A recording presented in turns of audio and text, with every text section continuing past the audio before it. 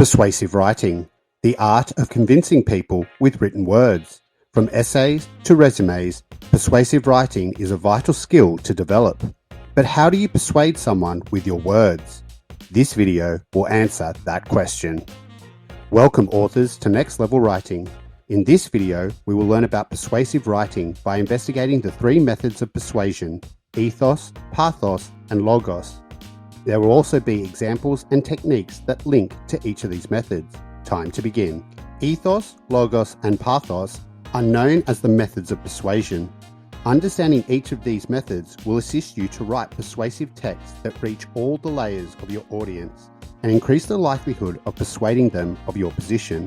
So let's take a look at each of these. First up, ethos. Ethos is a Greek word for character or spirit.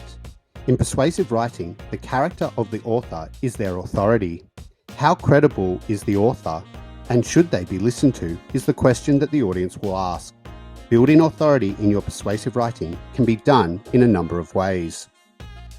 To develop authority as an author and include ethos in your persuasive writing, try including strong thesis statements, rich vocabulary, accurate spelling and grammar, authenticity, and show that you've cared about the presentation of your writing.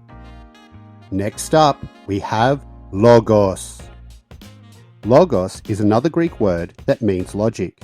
A reader may ask, are the author's arguments based in fact, or are they just making this up?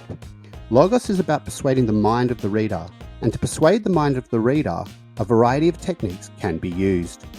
Including logos or logic into your persuasive writing is as easy as researching well, forming clear arguments, having a cohesive structure, using high modality words, and writing a very strong conclusion. The third method, pathos.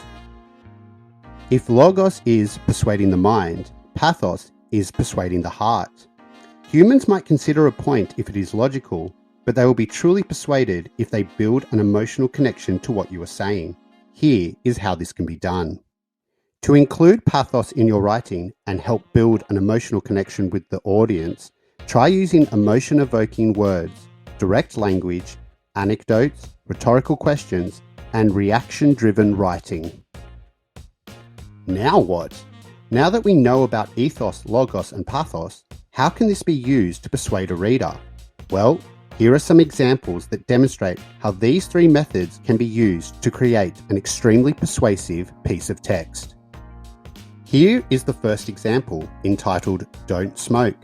You can see that it begins with ethos, leads into logos, and then finishes off with pathos, including all three methods to make this extremely persuasive. On to example 2, titled Chef. It has been mixed around a bit, beginning with pathos, moving to logos, and then finishing with ethos. Again, all three methods can be found here, making this a very persuasive piece. And now to the final example, titled Time. In this example, we begin with logos, moving on to pathos, and finishing with ethos. Once again, all three methods can be found here, making this very persuasive. Now for the advanced tip. If you go back to the examples, you may think that some of the sentences included multiple methods of persuasion. Maybe you even think I was wrong.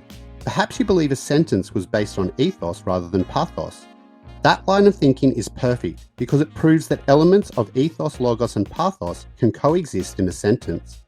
As long as you have elements of all three, you will be a persuasive warrior. And there you have it. Persuasive writing using the persuasion methods of ethos, logos, and pathos.